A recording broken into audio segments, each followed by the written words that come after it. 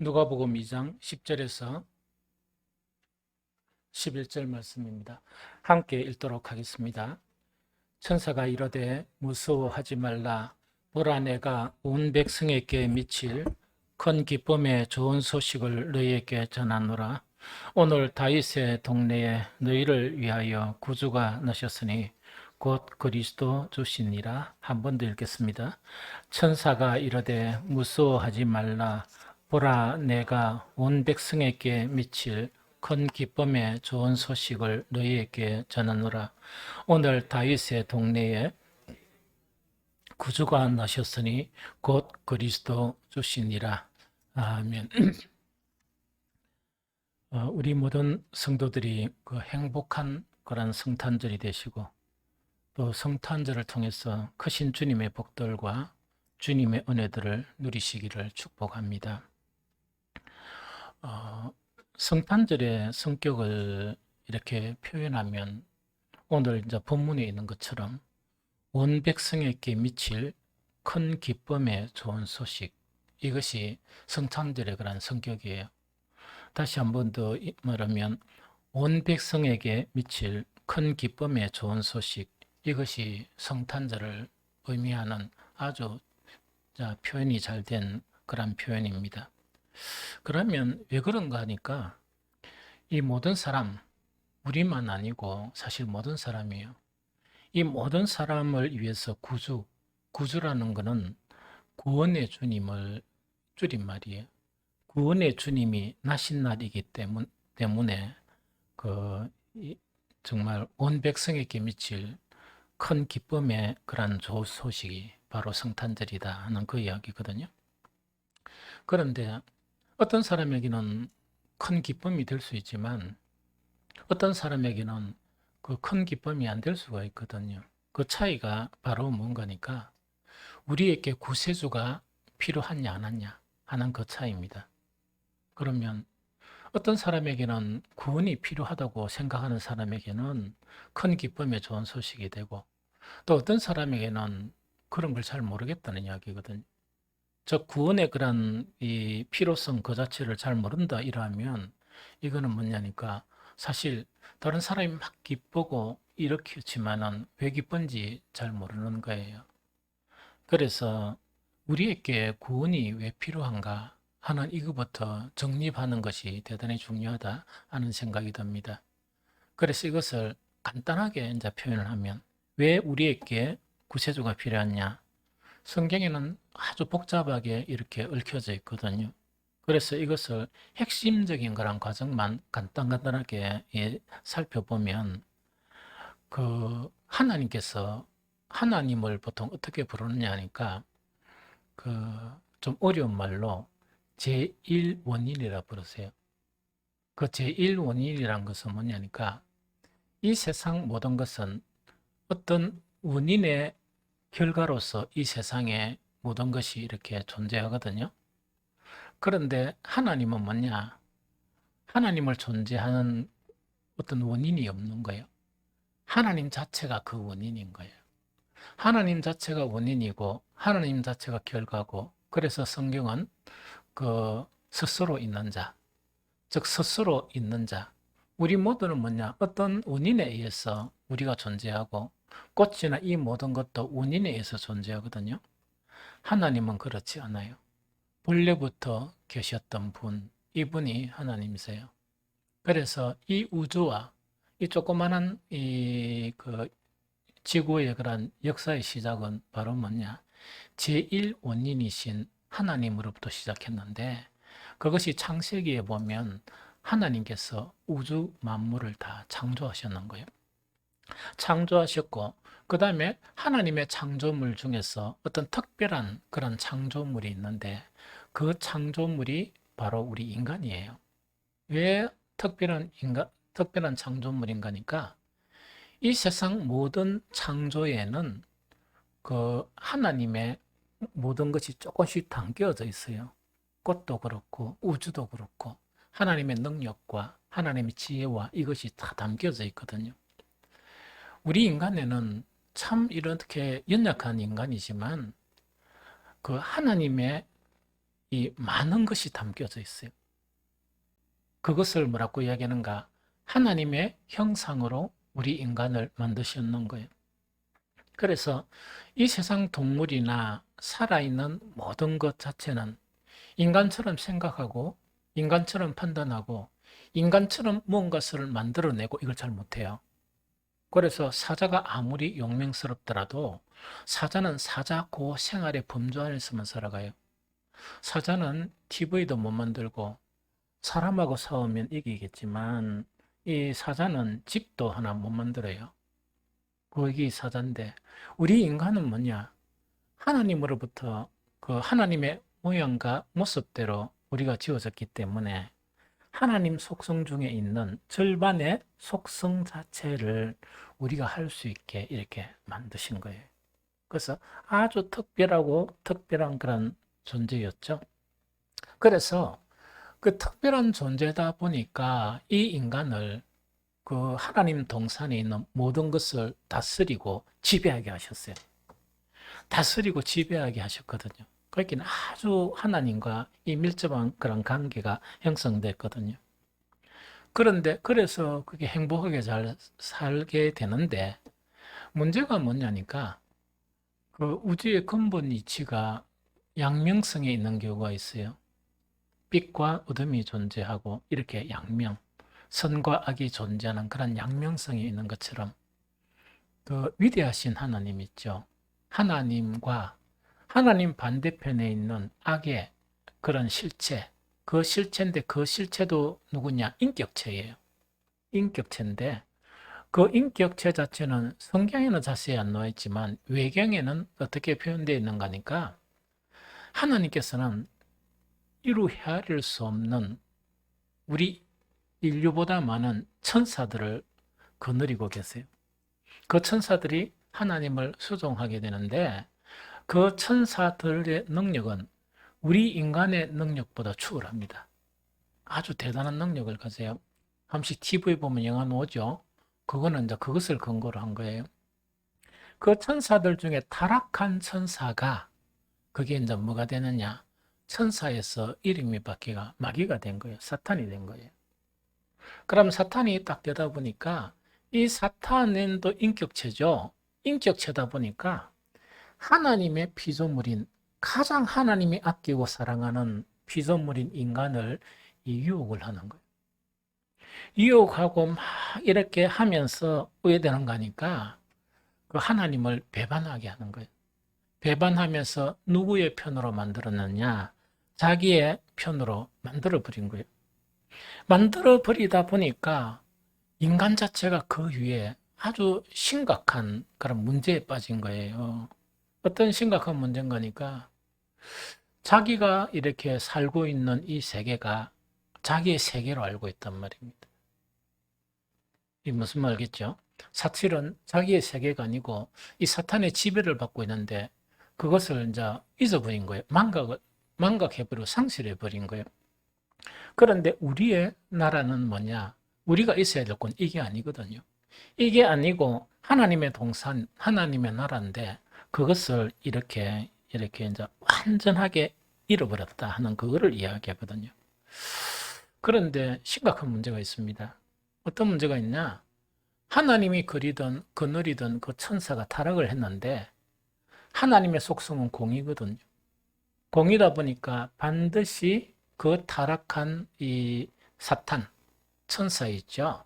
이 천사들을 잡아서 이렇게 불못에 빠뜨리는 게 하나님의 공의. 또 그래 해야 하나님은 하나님이세요. 그런데 문제는 뭐냐니까 왜 사탄이 하나님의 창조물인 인간을 미혹하는가? 하나님이 가장 아끼던 이 인간을 자기 편으로 많이 만들어 놔면 자기들이 들어가야 될, 즉 성고, 즉 불못에 떨어지는 그 시간이 연장되기도 하고 또 하나님께서 머뭇거리기도 하시기 때문에 탁 잡고 있는 거예요, 이렇게. 그러나 결국은 어떻게 되는가 하니까 사탄은 마지막 때에 타락한 천사니까 하나님을 거역했으니까 마땅히 공의이신 하나님의 심판을 받으셔야 돼요. 그런데 누가 함께 따라가느냐? 사탄에 속한 모든 인간의 무리들도 함께 어디에 간다고요? 불못으로 빠져가게 돼요. 참 안타까운 현실이죠. 요 지금 짤막하게 설명한 요 내용을 이 관련 성경 구절에 보면 이래 되어 있습니다. 먼저 창세기 23, 24절에서는 뭐냐? 타락한 인간 자체에 대해서 이렇게 표현하고 있어요. 여호와 하나님이 에덴 동산에서 그들을 보내시어 그의 근본이 된 땅을 갈게 하시니라. 이같이 하나님이 그 사람을 쫓아내시고 에덴 동산 동쪽에 그룹들과 두루 도는 불칼을 두어 생명나무의 길을 지키게 하시니라. 완전하게 하나님 나라 있죠. 우리가 살던 그 나라가 차단되어서 인간은 아무리 노력해도 거기에 못 가게 딱 만들어 놨다는 그 이야기입니다. 그래서 원래는 우리가 하나님의 나라에서, 하나님의 낙원에서 하나님의 가장 아름다운 피조물로서 그런 품격과 그런 특성을 가지고 살아가야 되는데 마귀한테 딱 속아가 지금 사는 거예요. 우리가 살다 보니까 이 사는 모습을 성경에는 어떻게 표현했느냐? 에베소서 2장 2절 후반절에서 3절인데 같이 읽어봅니다. 시작. 이 세상 풍조를 따르고 공중의 권세 잡은 자를 따랐으니 곧 지금 불순종의 아들들 가운데서 역사하는 영이라. 전에도 우리도 다 그 가운데서 우리의 육체의 욕심을 따라 지내면 육체와 마음이 원하는 것을 하여 다른 이들과 같이 본질상 진노의 자녀였더니 하는 요 이야기거든요. 그럼 이거는 뭐냐? 우리가 이 세상 살면서 그 사랑 가운데 하나님 주신 그런 선이라는 게 다 있거든요. 또 정의라는 게 다 있거든요. 그런데 때로는 그것을 아무리 추구해도 추구할 수 없어요. 이 땅에 안 됩니다. 그래서 뭐 이번 좀 있으면 선거하죠. 누가 되든 완전한 정의는 안 씁니다.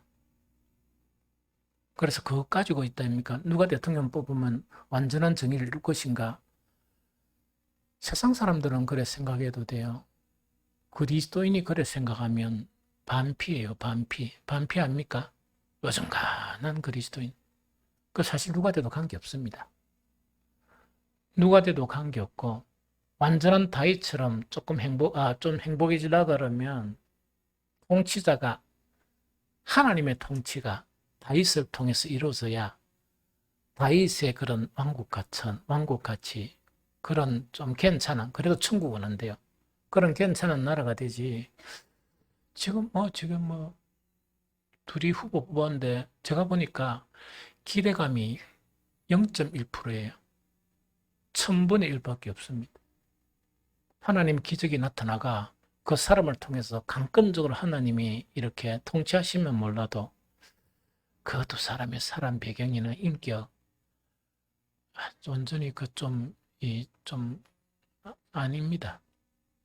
그래서 기대하지 마시고 그래서 기도는 하세요.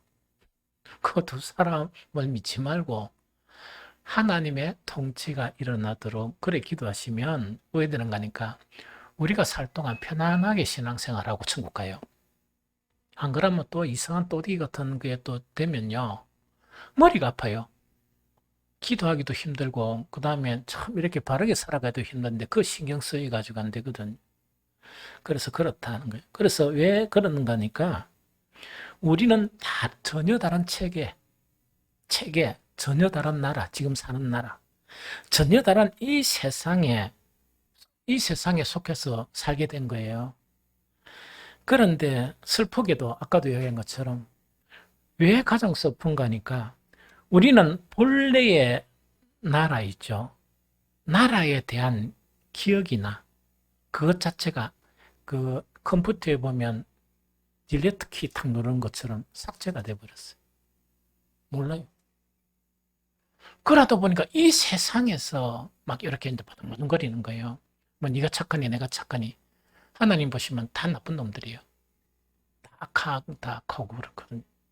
그래서 이것이 완전한 하나님의 나라에 대한 것이 이렇게 삭제가 돼버리고 정반대로 이 세상에 사는 모든 것이 원래 우리의 나라고 원래 우리가 이렇게 살아가야 되는가 보다 그래 여기면서 살게 되는 운명으로 전락해버렸다 하는 그 이야기입니다. 그래서 참으로 힘들죠. 그런데 우리 스스로 뭔가 해결할 수 없기 때문에 하나님은 일을 하셨어요.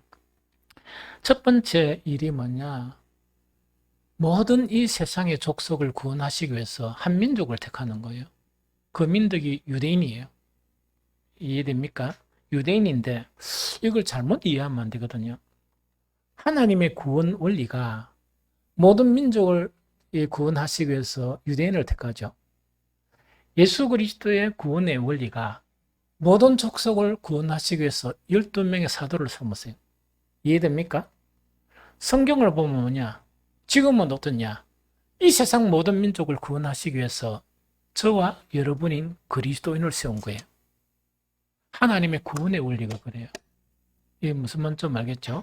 구원의 원리가 그런 것처럼 이 모든 인류를 구원하시기 위해서 이 유대인을 택했습니다. 그래가지고 많은 이적을 보여주세요. 또 많은 선지자를 보내주세요. 사람들은 이렇게 이야기하죠.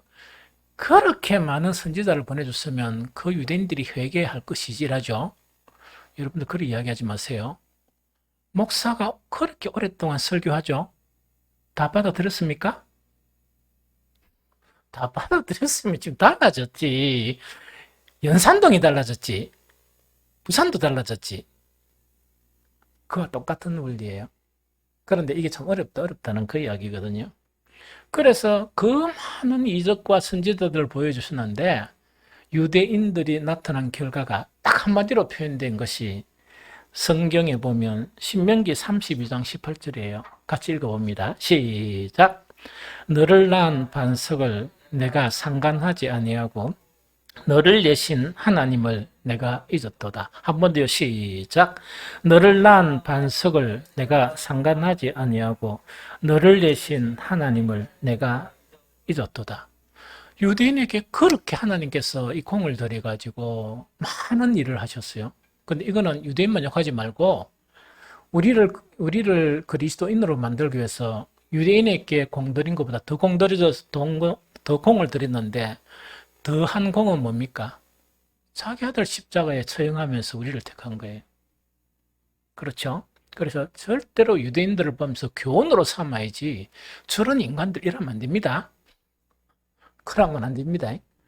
그런데 그 유대인들의 이제 결과가 어떤 결과인가니까 우리를 낳은 반석이신 하나님을 상관하지 않고 너를 내신, 이것도 낳았다는 이야기죠. 성경의 표현은 두 가지 표현이 있는데 반복적인 표현이에요. 그러면 너를 낳은 반석을 내가 상관하지 아니하고 하는 말하고 너를 내신 하나님 요하고 똑같아요. 그럼 우리를 만드신 하나님을 왜했다고요? 잊어버리는 거예요. 잊어버리고 하나님을 잊어버렸으면 잊어버린 그 자리에 누구가 있겠습니까? 타락한 천사. 우리를 미혹하던 타락한 천사가 있는 거예요, 사실은. 여러분들이 심각하게 생각이 됩니다. 여러분들이 말씀이 여러분들 안에 안 가면 여러분들이 누가 지배하고 있는가? 불못에 떨어져야 되는 사탄이 우리를 지배하고 있는 거예요. 그건 아주 간단한 원리입니다. 좀 이해가 됩니까? 성령 충만한 사람은 뭡니까? 사탄의 지배에서 벗어나요. 그런 거예요. 그러다 보니까 하나님께서 마지막 카드 있다 아닙니까? 마지막 카드, 즉 마지막 카드가 어떤 카드인가니까 구원의 마지막 카드를 이렇게 계획하신 거예요. 그 계획 자체가 바로 뭐냐? 이제 선지자도 안 보내고 딴 일도 안 하시고 친히 하나님이신 삼위일체란 것은 예수님도 하나님의 본체시라는 이야기거든요. 하나님 스스로가 높고 높은 보좌를 버리면서 이 사탄의 소굴인 그 인간이 고통하는 인간의 세계로 내려오시는 거예요. 우리와 동일한 육신을 입고 내려오시는 거예요. 이것이 성탄절입니다. 이해가 되죠? 이것이 성탄절입니다. 그래서 이것은 바로 뭔가니까 이 큰 기쁨의 그런 소식이 바로 성탄절이다 하는 그거를 이야기합니다. 그러면 예수님 이 땅에 내려오셨죠. 그러면 예수님은 그 구세주로서, 즉 구원의 주로서 어떤 역할을 하셨느냐, 이 대단히 중요하거든요. 이게 구약 전체와 신약 전체에 담겨져 있습니다. 그걸 지금 다 이야기하면 너무 힘들 것 같고, 성경 한 구절을 딱 가지고 중요한 두 가지만 딱 해가지고 오늘 말씀을 드릴게요. 요한복음 1장 14절을 같이 읽겠습니다. 요한복음 1장 14절. 자, 같이 읽습니다. 시작. 말씀이 육신이 되어 우리 가운데 거하심에 우리가 그의 영광을 보니 아버지의 독생자의 영광이요 은혜와 진리가 충만하더라. 한 번 더 시작. 말씀이 육신이 되어 우리 가운데 거하심에 우리가 그의 영광을 보니 아버지의 독생자의 영광이요 은혜와 진리가 충만하더라. 이때 말씀이라는 것은 뭐냐? 하나님을 지칭해요. 하나님은 영이시니까 안 보이시죠? 그러면 이때 말씀이라는 것은 뭐냐? 우리가 말하는 언어란 개념이 아니고, 언어는 그 안에 포함되겠죠? 이때 말씀이라는 것은 하나님의 인격을 이야기합니다. 인격을, 그러기는 그 인격이, 하나님이 보이지 않는 인격이 무엇을 입었다? 우리 가운데서 우리와 동일하게 육신을 입고 우리를 구원하시기 위해서 높고 거룩한 하늘나라에 안 계시고 정말 천하디 천하고 더러운 이 인간 세계로 육신을 입고 우리와 같은 모양으로 이 땅에 오셨다는 이야기입니다. 이해됩니까?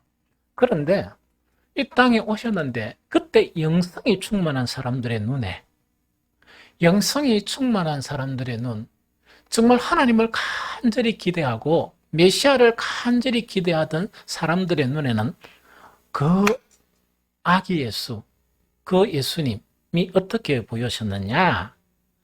그 영광을 보니 아버지의 독생자의 영광이요. 하나님과 똑같은 영광스러운 모습인데 구원을 위해서 두 가지 아주 중요한 것이 있었어요. 은혜와 진리가 충만하더라 하는 이 이야기거든요. 은혜와 진리가 충만하다는 것을 다른 말로 표현하면 이런 표현이에요. 그 예수 그리스도를 보니까 완전한 은혜이고 그 예수 그리스도를 보니까 완전한 진리이다. 요예요. 그래서 사실은 성탄절에서 예수님을 이렇게 인식을 해야 그 뭡니까? 기쁨의 충만 자체가 좀 비슷하게 나타나지, 이걸 모르면 별로 안 기뻐요. 그래서 옛날에 그 어른들 보면 옛날에 성탄절 가면 막 교회 가면 빵 먹고 하는 거 있죠. 그들의 기억에는 뭡니까? 그때 어려운 시대니까 교회 가면 빵 주고 하는 것이 기쁨이었어. 그런데 그게 아니고 예수님 자체가 오신 것이 완전한 은혜와 완전한 진리, 그 자체가 담겨져 있는 그리스도다 하는 그 이야기입니다. 그러면 첫 번째로 은혜 충만, 완전한 은혜는 무엇인가 하는 이걸 갖다가 이해를 해야 되거든요. 그래야 성탄절의 의미를 깊이 알죠. 아까도 이야기했지만 하나님의 변할 수 없는 속성 중에 하나가 뭐 거룩이나 사랑이나 이런 가지 것들도 있지만 변할 수 없는 그 속성 중에 하나가 공입니다. 공이라는 것은 뭡니까? 악에 대해서는 반드시 심판을 하셔야 하나님의 이름 자체가 보존돼요. 이해됩니까? 그러면 아까 배반한 그 천사인 사탄을 심판해야 하나님이 되신 거다 하는 거하고 같습니다. 이해되죠? 그럼 이런 상황 속에서 거의 하나님과 하나님의 나라에 대해서 완전하게 삭제됐다 그죠? 딜리트가 되어버린 거야, 인간이. 이 인간 자체에서 아무리 인간 스스로가 구원을 이렇게 하려고 해도 길이 없겠죠? 길이 없고 불가능해 보였던 것이야. 그러다 보니까 하나님께서는 예수님이 오시기 전에, 성탄절이 그리 있은 게 아니고 예수님이 오시기 전에 약 700년 전에 내가 이 놀라운 일을 이룬다 하는 것을 이사야의 입을 통해서 이미 말씀하신 거예요. 그 말씀하신 결과가 약 700 몇십 년 후에 아기 예수께서 이 땅에 탄생하신. 좀 이해됩니까? 그러면서 이 하나님이 이렇게 일으키시는 놀라운 구원 자체가 어떤 것이냐? 그것을 이사야서는 이렇게 표현하고 있는데, 이사야 48장 6절 후반절에서 7절입니다. 읽어봅니다. 시작. 이제부터 내가 새 일, 곧 네가 알지 못하던 은비한 일을 내게 듣게 하노니 이 일들은 지금 창조된 것이요 옛 것이 아니라 오늘 이전에는 네가 듣지 못하였으니 이는 내가 말하기를 내가 이미 알았노라 하지 못하게 하려 함이라. 한 번 더 시작. 이제부터 내가 새 일, 곧 내가 알지 못하는 은비한 일을 내게 듣게 하노니 이 일들은 지금 창조된 것이요 아니라 오늘 이전에는 네가 듣지도 못하였으니 이는 내가 말하기를 이미 내가 알았노라 하지 못하게 하려 함이라. 자, 이거 봅니다. 700 몇십 년 전에 유대인들이 그렇게 공을 들이고 선지자를 보내도 안 되니까 하나님께서 마지막 카드를 탁 작정하신 거예요. 작정하시면서 예수님이 오시기 전 700여 년 전에 이제부터 내가 새 일 곧 너희들이 도저히 상상하지 못할 일을 내가 이제 시행한다는 이야기입니다. 그러면서 이 은비한 일이라는 것은 뭐냐? 은밀하고 비밀한 일. 너무나 은밀하고 비밀해서 사람들이 생각도 못하고 상상하지 못하는 그런 일을 내가 하겠다는 이야기다. 그러면서 이 일 자체는 뭐냐? 인간이 살아오면서 상상하지도 못한 일이기 때문에 한 번도 이런 일이 없었다는 거거든. 그러다 보니까 내가 지금 창조했다는 것은 지금 새로 만든 그런 일이다 하는 그 이야기입니다. 그래서 너희들은 듣지도 못하고 알지도 못한다 하는 그 일을 이야기합니다. 그럼 이걸 달리 이야기하면 듣지도 못하고 인간이 도저히 상상도 못하고 보지도 못할 하나님께서 완전한 은혜 있죠. 100% 은혜의 구원을 보여주시는 사건이 바로 예수 그리스도를 이 땅에 보내신 사건이다 하는 그거를 이야기합니다. 그럼 이거는 왜 도저히 상상을 못하느냐? 하나님께서 하나님을 배신하고 타락한 인간들을 처음에는 뭡니까? 모세를 통해서나 선지자를 통해서 많은 이적, 아무리 인간이 타락해도 이런 이적과 이런 선지자를 보내주면 하나님께로 돌아오지 않겠나 이런 생각했던 거야. 그런데 그 죄성이 너무나 깊었던 거예요. 그 타락성이 너무나 깊어가지고 어디 되는 거니까 거짓말쟁이 선지자는 막 받들고 참 선지자는 죽여버리고 때로는 핍박하고 이런 짓을 하고 있는 거야. 인간이. 그러면 그 악이나 그 죄성이 너무 깊다가 보니까 하나님의 의도하고 전혀 다른 이런 일을 행하거든요. 신약에도 그런 비유가 나오죠. 때가 되면 하나님께서 안 되겠다. 이제 종들을 보내봐야 필요 없고 내 아들을 보내면 말을 안 듣겠느냐. 그 아들이 누구냐? 삼위일체 하나님 자신. 하나님의 본체이신 정말 자기 아들 독생자 예수 그리스도를 이 땅에 보내셔서 완전한 은혜를 이렇게 이루시는 거예요. 완전한 은혜는 뭐냐? 모든 죄에 대해서 하나님의 공의성 때문에 그 죄에 대해서 심판 안 하시면 하나님이 안 돼요. 심판을 누구에게 하셨느냐? 우리가 받아야 될 심판, 우리가 받아야 될 형벌을 누구에게?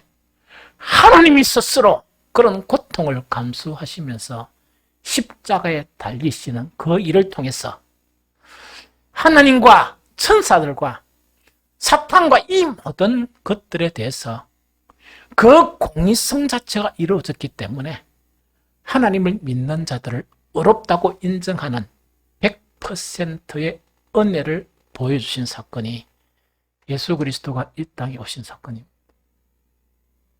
이게 아까 이야기하던 요한복음 1장 14절에 두 가지였는데 하나는 충만한 은혜란 의미가 요 의미예요. 저와 여러분들은 충만한 은혜를 이미 입은 사람들이라. 근데 슬프게도 그 은혜를 모르면 참 힘들죠. 그래서 은혜하는 게 대단히 중요해. 그래서 이런 놀라운 그 완전한 은혜의 사건이 성탄절의 사건이다. 이걸 이야기합니다. 그 다음에 아까 요한복음 1장 14절에 뭐냐? 은혜와 진리가 충만하다 했죠. 그래서 완전한 은혜에 대해서 지금 이야기한 그 내용입니다. 이게 의미가 있어야 성탄절에 의미가 있는 거예요. 이 완전한 은혜를 주셨는데 은혜를 은혜로 알지 못하면 성탄절인데 무슨 의미가 있겠습니까? 그래서 저와 여러분들은 완전한 은혜에 대한 빛이 어두운 여러분들의 심령에 밝게 비치기를 예수 그리스도 이름으로 축복합니다. 두 번째, 진리의 충만이란 것은 완전한 진리를 이야기합니다. 뭐에 대해서? 구원에 대한 완전한 진리예요. 구원에 대한 완전한 진리에 그런 충만을 이야기합니다. 인간의 문제가 뭐냐? 나서 이 불의한 세상 속에 사는 거야. 그래서 참 보면 뭡니까? 우리 사람에겐 선과 악이 공존하고 있는데 어릴 때 막 이렇게 살다가 이제 초등학교부터 중학교, 고등학교까지 교육이라는 것을 받게 되는 거예요. 도덕 교육도 받고 선과 악에 대한 그런 교육도 받거든요. 그러다 보니까 그게 이게 도덕 점수 좀 나쁜 사람들은 안 알고 도덕 시험 치면 100점 받는 그런 사람들 있죠. 이런 사람들이 가만히 보니까 이 세상은 이래가지고는 도저히 안 된다 하다 보니까 뭘 생각합니까? 선을 생각하고 구원을 생각해. 왜? 아무리 봐도 인간은 나서 죽게 되거든. 그러다 보니까 정말 이런 방면, 도덕적인 방면이나 선에 대한 그런 방면에 이 인식을 많이 가진 사람들이 어떤 사람들은 좋은 부류가 있어요. 어떤 사람들은 악한 부류가 있어. 좋은 뜻을 가지거나 나쁜 뜻을 가진 이런 사람들에 의해서 뭐가 시작되는가? 하나님의 구원이 아닌 인간의 구원이 시작되는 거야. 인류 역사상. 그러니까 착하게 살아야 된다. 그래야 좋은 데 간다. 요게 하나님의 구원이 아닌 인간의 구원 노력의 결과예요. 그러다 보니까 이 노력이 시작이 되는데 이 노력의 결과로 인간의 도덕이 생깁니다. 이 노력의 결과로 인간의 철학이 생겨요. 옛날에 그리스 철학은 종교입니다. 종교. 그 다음에 인간의 법이 또 만들어지는 거야. 또 인간의 정의가 형성되는 거예요. 그 다음에 이것보다 조금 수준 높은 게 뭐냐? 좋은 뜻을 가졌던 나쁜 뜻을 가졌던 인간의 뭐가 만들어진다? 종교들이 만들어지는 거예요. 이해됩니까? 종교들이 만들어져. 좋은 사람에 의해서 만들어진 종교를 보통 이 세상은 정통 종교 이래 이야기합니다. 나쁜 사람들에 의해서 만들어진 종교는 이단 이렇게 이야기해요. 왜 이단이라는가? 재산을 탕진해버리고 그 사람들을 멸망에 이끌거든요. 그런데 두 개 다 문제가 있어요. 좋은 의도로 만들어진 종교들이나 이렇게 이제 철학들이나 이것이나 나쁜 의도를 만들어졌던 조금 선과 악의 차이는 있는데 궁극적인 차이가 어떤 차이가 있느냐? 아무리 노력해도 진리의 구원이 될 수 없다는 말이지. 진리의 구원이 될 수 없다는 것에서 결론을 함께 하는 거예요. 그러면 왜 진리의 구원이 될 수 없냐 하니까 아무리 위대한 철학자라도 천국에서 살다가 왔으면 될 건데 날 때부터 이 인간 세상에서 살았거든. 그러다 보니까 천국의 어떤 이 구원의 진리를 한 번도 못 받은 거예요. 아무리 위대한 종교 사상을 가진 그런 종교인이라도 하나님을 만나봤으면 되는데 천국 가서 막 단지 뭐냐니까 아쉬운 따나 1년이라도 하나님과 함께 살면서 대화하고 이래가 내려와가지고 종교를 만들었으면 그래도 좀 괜찮은데 그런 사람이 아무도 없는. 그래서 구원에 대한 완전한 진리에 대해서는 결격 사유가 나타나는 거예요. 인생이 상상하지도 못하고 생각하지도 못한 그 일을 하나님은 계획하셨는데 천국에서 늘 함께 사셨고 하나님과 늘 함께 계셨던 자기의 독생자 그리스도를 천하디 천하고 악하디 악한 인간 세상에 보내셨습니다. 그래서 하나가 완전한 은혜는 십자가를 통해서 완전한 은혜를 구축하셨고 그 다음에 막 여러 가지 율법이나 그 다음에 많은 종교들이 있죠. 완전하지 못한 종교들에 대해서는 뭐냐? 예수님은 스스럼 없이 나는 하나님의 나라 살면서 하나님이 일하시는 걸 봤다. 이 말씀. 나는 아버지의 말씀을 들었다. 이야기죠. 예수님의 교훈하고 인간들의 교훈의 차이점은 뭐냐? 구원에 대한, 즉 천국의 삶에 대한 완전한 진리를 가지신 것이 예수님밖에 없어요. 그것을 뭐라고 표현하느냐? 완전한 진리, 구원에 대한 완전한 진리로 표현하는 것. 그래서 예수님께서 이 땅에 오신 아주 중요한 목적의 두 가지가 뭐냐? 하나는 더 이상 필요 없는 완전한 은혜, 십자가를 통해서. 또 하나는 뭐냐니까 많은 사람들이 이것이 구원의 길이고 저것이 구원의 길이다 이렇게 이야기하죠. 전부 아니라 결격 사유가 있는데 완벽한 구원에 대한 진리, 이 두 가지를 보여주시기 위해서 예수님은 이 땅에 오셨습니다. 그리고 예수님은 그것을 완전하게 보여주시고 그 보여주신 모든 행적이 어디에 있느냐? 우리가 가지고 있는 구약과 신약 성경에 나타나 있습니다. 그러면서 예수님은 그 구원의 사역을 마치시고 어떻게 되셨습니까? 다시 오셨던 우리가 가야 될 이 하늘나라로 승천하셨습니다. 이해가 되죠? 그런데 문제는 뭐냐니까 성탄절 자체가 이 참 의미를 모르는 사람에게는 항상 성탄절에만 머물러 주님이 오신 것만. 또 어떤 사람은 뭐냐? 예수님의 십자가 그것만 이렇게 매여. 그런데 그 연결이 돼야 돼. 진정한 성탄절은 예수님이 성천하셨죠? 누구를 기다리느냐? 다시 오실 예수님을 기다리는 것이, 그래서 예수님을 성천하셨기 때문에 다시 오실 예수님을 기다리는 게 진정한 성탄절의 의미예요. 그래서 성탄절은 있는데 다시 오실 그리스도가 없으면 뭔가 좀 이렇게 속고 있다 이렇게 생각하면 돼. 잘못 이해하고 있다 이렇게 생각하면 됩니다. 그리스도의 성천이라는 것은 다시 오시죠 반드시. 그리스도의 성천의 그 기간은 어떤 의미가 있느냐? 제일 첫 번째로 우리에게 선택의 기회를 주신 것이다. 다시 이야기하면 우리에게 선택할 수 있는 시간을 허락하신 것이, 예수님의 성천 이후에 예수님은 이제 재림하시거든요. 그래서 예수님의 성천의 의미는 우리에게 선택할 기회를 주신 것이다.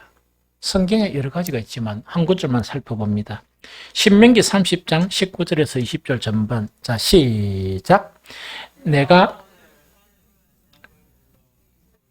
증거를 삼노라. 내가 생명과 사망과 복과 저주를 내 앞에 두었은즉 너와 내 자손이 살기 위하여 생명을 택하고 내 하나님 여호와를 사랑하고 그의 말씀을 청종하며 또 그를 의지하라 하는 그 이야기죠. 그럼 이거는 뭐냐니까 자 봅니다. 구약이 왜 중요하냐니까 우리가 예수 그리스도를 영접하죠. 예수님의 재림 때까지 우리가 살고 재림 때까지 못 사는 사람은 우리 일생을 살게 된단 말이야. 이것을 탁 요약한 것이 뭐냐?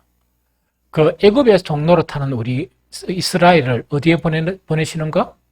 가나안 땅으로 보내시는 그 자체를 의미를 생각해 보면 좀 쉬워요. 모세가 신명기를 통해서 이제 천국의 한 상징인 가나안 땅을 얻죠. 구원인 상징인 가나안 땅. 애굽의 종로를 했으니까 종로로서 구원하는 것이 이게 뭡니까? 가나안 땅이에요. 자유의 땅. 이해가 되죠? 딱 보내면서 신명기에 계속 거듭거듭 언급하는 게 있어요. 하나님께서 신명기를 통해서. 이거는 뭐냐니까 하나님께서 모세에게 너희가 이제 가나안 땅에 들어가면 해야 될 여러 가지 것들을 다 말씀하셨죠. 말씀하고 난 다음에 정리한 게 뭐냐? 모세가 3번인가 이야기해요. 신명기에서 오늘 읽은 게 그 3개 중에 하나라. 내가 복과 화, 생명과 죽음 이 2개를 보여줬다는 이야기라. 그게 뭐냐? 모세를 통해서 행했던 모든 말씀이 있죠. 그대로 지키면 너희는 가나안 땅에서 오래 살 것이고 만약에 그것을 지키지 못하면 너희들은 가나안 땅을 잃어버리고 죽게 된다. 그래서 유대인들은 가나안 땅을 몇 번 잃었잖아요. 이해가 됩니까? 그거 지금 이야기하는 거라. 그거와 마찬가지로 우리에게는 뭐냐? 예수님께서 이 완전한 그 은혜를 보여주셨죠? 그걸 받아들이면 되죠. 그 다음에 완전한 진리, 완전한 구원에 대한 진리의 말씀을 보여주셨죠? 그럼 우리도 그 선택의 기로에 있는 거야. 그 예수님이 다시 오실 때까지. 우리의 일생을 통해서 예수님께서 보여주신 그 구원의 길을 받아들이면 우리는 천국에 사는 구원의 사람이 되고 우리가 그것을 받아들이지 않으면 너희들은 누구와 함께 불덩어리에 떨어진다? 사탄과 함께 지옥에 간다. 그게 원리라. 딱 2가지 원리입니다. 이 무슨 말 알겠죠? 그러면서 이 모든 그러면 어떻게 살아야 되고 어떻게 살지 말아야 된다는 거 있죠. 그게 성경에 계속 되어 있는 거예요. 그래서 이거를 다 하려니까 너무 힘들죠. 그래서 골로새에 딱 보면 이 내용이 포함되어 있어요. 그것만 읽고 마치는 걸로 일합니다. 그리스도의 말씀을 통해서 버려야 되는 게 뭐냐? 그거 이야기합니다. 먼저 골로새서 3장 5절을 읽어봅니다. 자, 읽기만 합니다. 시작! 그러므로 땅에 있는 지체를 죽이라. 곧 음란과 부정과 사욕과 악한 정욕과 탐심이니 탐심은 우상 숭배니라. 이걸 버리라는 이야기라. 그 다음 버려야 될 거 하나 더 골로새서 3장 8절 9절 시작. 이제는 너희가 이 모든 것을 벗어버리라. 곧 분함과 노여움과 악의와 비방과 너희 입에 부끄러운 말이라. 너희가 서로 거짓말을 하지 말라. 옛사람과 그 행위를 벗어버리고. 그렇게 성경은 딱 보면 버려야 될 것을 계속 말씀하고 있는 건 버려야 돼. 그걸 안 버리면 안 됩니다. 그러면서 그 그리스도의 말씀을 통해서 취해야 될 게 뭐냐? 골로새서 3장 12절 17절 길지만 쭉 읽고 이거는 마치도록 합니다. 그러므로 너희는 하나님이 택하사 거룩하고 사랑받는 자처럼 긍휼과 자비와 겸손과 온유와 옷을 입고 누가 누구에게 불만이 있거든 서로 용납하여 피차 용서하되 주께서 너희를 용서하신 것 같이 너희도 그리하고 이 모든 것 위에 사랑을 더하라. 이는 온전하게 매는 띠니라. 그리스도의 평강이 너희 마음을 주장하게 하라. 너희는 평강을 위하여 한 몸으로 부르심을 받았나니 너희는 또한 감사하는 자가 되라.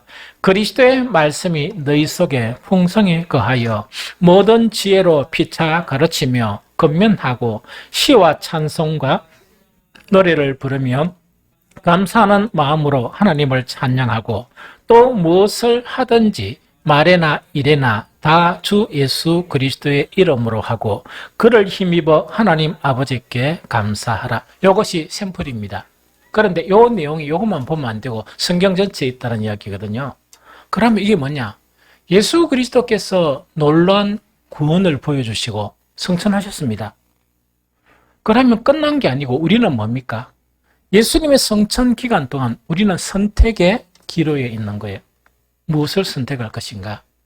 이게 우리가 숙제라. 그럼 우리가 죽을 때까지 뭐냐? 그 예수님께서 보여주신 진리의 말씀에 따라 살고, 이때까지 우리 안에서 형성된 이 세상의 종교나 이 세상의 뭡니까? 여러 가지 법규나 도덕 있죠. 그런 말끔히 버려야 돼. 버리면서 예수님이 가르치신 원리대로 살아가면 살고 구원을 얻고 잃어버렸던 하나님의 나라를 얻게 되고, 그렇지 못하면 어떻게 된다고? 불못에 들어가야 되는 우리를 속인 사탄과 함께 불구덩 위에 영원히 떨어진다. 이 선택의 시간이 지금 사는 우리의 시간이고 성천하신 그리스도의 그런 시간입니다. 그러면 성천하신 그리스도는 반드시 다시 오십니다. 반드시 다시 오는데, 반드시 다시 오시는 그리스도는 두 가지만 하세요. 두 가지 이상은 안 하십니다. 하나는 뭐냐? 정말 예수님의 말씀대로 살렸고 몸부림치고 믿음을 지킨 사람에게는 완전한 구원을 주세요. 그렇지 않은 사람은 완전한 심판. 그래서 지옥불에 들어가게 하는 그 두 가지를 위해서 예수님은 다시 오시는 것입니다. 그래서 참된 성탄절의 의미는 어떤 것이냐? 성탄절만으로만 생각하면 안 되고, 성탄절과 우리의 선택의 시간인 그리스도의 성천과 다시 오실 그리스도를 대망하면서 이렇게 참된 진리의 길로 걸어가는 것, 이것이 뭐냐? 하나님께서 구원하시는 그리스도인들이 걸어가야 될 길인 것입니다. 이런 것을 여러분들이 진정하게 받아들이면서 이번 성탄절이 참으로 진정한 의미 있는 그런 성찬들이 되시기를 예수 그리스도 이름으로 축복합니다.